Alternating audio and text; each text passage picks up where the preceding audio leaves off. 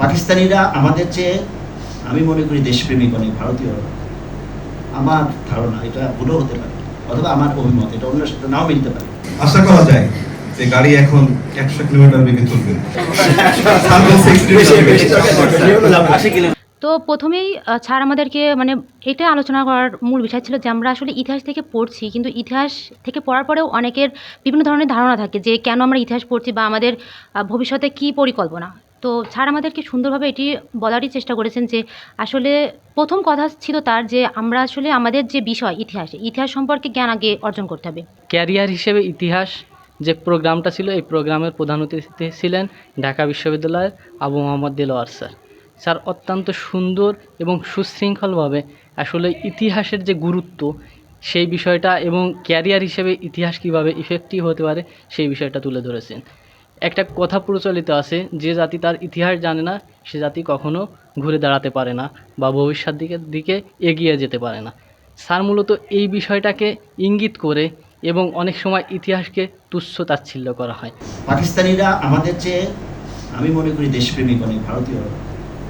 আমার ধারণা এটা ভুলও হতে পারে, অথবা আমার অভিমত এটা অন্যের সাথে নাও মিলতে পারে।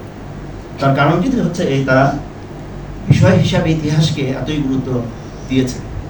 আমেরিকায় যদি বলি আমরা, ট্রাম্পের মতো একটা বদলোককেও তারা কিন্তু দেশ থেকে কিন্তু খুব বেশি প্রতিবাদ হয়েছে তারা। তার কারণ হচ্ছে দেশের ইতিহাস তাদের শিক্ষা কিন্তু দিয়েছে দেশপ্রেমের। ওই দেশপ্রেমটা হচ্ছে যেই আসুক না কেন তাদের পররাষ্ট্রনীতি তেমন কোনো পরিবর্তন হয় না। সেখানে কিন্তু ইতিহাস বাধ্যতামূলক বিভিন্ন পর্যায়ে, সায়েন্স পড়ুক, আর্টস পড়ুক, বিজনেস স্টাডিজ পড়ুক সেখানে। আর ডিন মহোদয় কিছুক্ষণ আগে বলেছেন আমরা এটাকে ইতিহাসকে করেছি পদদলিত।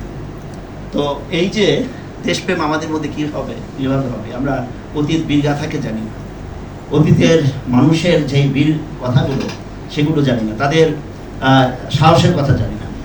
এবং আমরা জানলেও যেটা বলি সাধারণত যে ইতিহাসে ভর্তি হলে বলে কিসে ভর্তি হয়েছে, খুব যখন শুনে ইতিহাসে তখন একটু শুষ্ক বলে আর কোথাও চান্স পাওয়া নাই তুমি।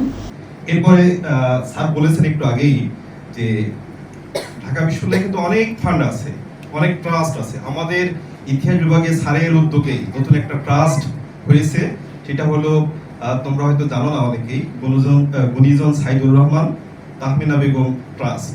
সেই ট্রাস্টে 5 লক্ষ টাকা এককালীন তারা দাতা তারা দিয়েছে।